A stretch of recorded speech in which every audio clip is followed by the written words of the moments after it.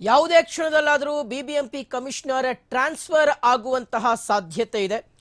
ಹೆಚ್ಚುವರಿ ಹೊಣೆಗಾರಿಕೆ ನೀಡಿ ತುಷಾರ್ ಗಿರಿನಾಥ್ ಅವರನ್ನ ಟ್ರಾನ್ಸ್ಫರ್ ಮಾಡಬಹುದು ಅಂತ ಹೇಳಲಾಗ್ತಾ ಇದೆ, ವರ್ಗಾವಣೆ ಮಾಡಬಹುದು ಅಂತ ಹೇಳಲಾಗ್ತಾ ಇದೆ.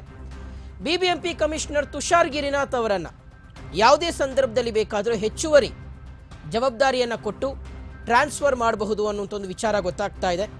ನಗರಾಭಿವೃದ್ಧಿ ಇಲಾಖೆಗೆ ತುಷಾರ್ ಅವರನ್ನ ವರ್ಗಾವಣೆ ಮಾಡುವಂಥ ಸಾಧ್ಯತೆ ಇದೆ.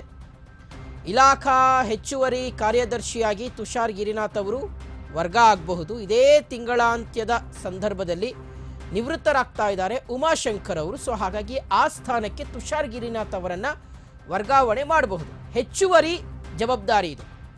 ಬಿಬಿಎಂಪಿ ಆಡಳಿತಗಾರ ಹುದ್ದೆಯಲ್ಲೂ ಸಹ ಕಾರ್ಯನಿರ್ವಹಿಸುವಂಥ ಸಾಧ್ಯತೆ ಇದೆ. ಸೊ ಸರ್ಕಾರದ ಮಟ್ಟದಲ್ಲಿ ತುಷಾರ್ ಅವರ ಸ್ಥಾನಕ್ಕೆ ಭಾರೀ ಪೈಪೋಟಿ ನಡೀತಾ ಇದೆ.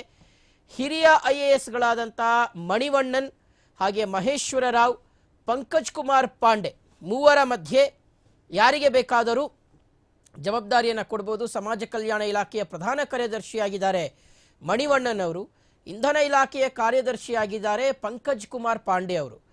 ಮುಖ್ಯ ಆಯುಕ್ತರಾಗಿ 3 ವರ್ಷ ಕೆಲಸ ಮಾಡಿದ್ದಾರೆ ತುಷಾರ್ ಗಿರಿನಾಥ್ ಅವರು. ಸೊ ಹೀಗಾಗಿ ಅವರನ್ನು ಬೇರೆ ಒಂದು ಹುದ್ದೆಗೆ ವರ್ಗಾವಣೆ ಮಾಡಬಹುದು ಅನ್ನುವಂಥದ್ದು. ಮೊದಲು ಅವರನ್ನು ವರ್ಗಾವಣೆ ಮಾಡಿ ಅದಾದಮೇಲೆ ಈ ಸ್ಥಾನದಲ್ಲಿ ರಿಲೀವ್ ಪಡ್ಕೊಂಡು ಆ ಖಾಲಿಯಾಗುವಂಥ ಸ್ಥಾನಕ್ಕೆ ಯಾರನ್ನಾದರೂ ಬೇರೆಯವರನ್ನ ನೇಮಕ ಮಾಡಬಹುದು ಅಂತ. ಆ ಖಾಲಿಯಾಗುವಂಥ ಸ್ಥಾನದ ಮೇಲೆ ಅಂದರೆ ಬಿಬಿಎಂಪಿ ಕಮಿಷನರ್ ಹುದ್ದೆಯ ಮೇಲೆ ಮೂವರು ಈಗ ಪೈಪೋಟಿಯನ್ನು ನಡೆಸ್ತಾ ಇದ್ದಾರೆ ಅಂತ ಹೇಳಲಾಗ್ತಾ ಇದೆ.